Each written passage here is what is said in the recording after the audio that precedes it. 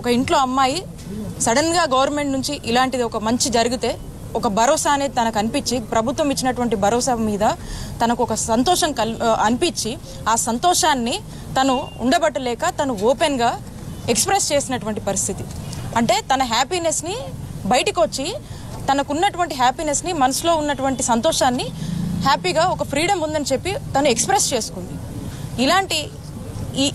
ఈ అంశాన్ని ఏదైతే ఉందో ఈ సంతోషాన్ని కొద్ది రోజులు కూడా లేకుండా మరి తనకు వచ్చినటువంటి లబ్ధిని చెప్పి తనకు జరిగినటువంటి మేలుని చెప్పి తనకు అనిపించినటువంటి సంతోషాన్ని జనాల్లో ఎక్స్ప్రెస్ చేస్తే తన మీద ఈరోజు టీడీపీ వాళ్ళు కావచ్చు ఉన్నటువంటి వాళ్ళందరూ కావచ్చు అందరూ కలిసి తనని టార్గెట్ చేసి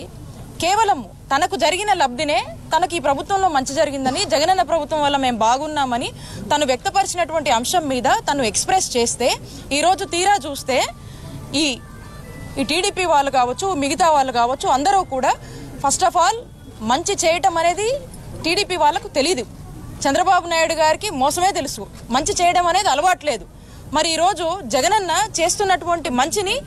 ఓర్చుకోవట్లేదనే విషయం రాష్ట్ర ప్రజలందరూ కూడా తెలుసు. కానీ ఈ మహిళ తను వ్యక్తపరిస్తే కొంతమంది సోషల్ మీడియా రూపంలో వచ్చి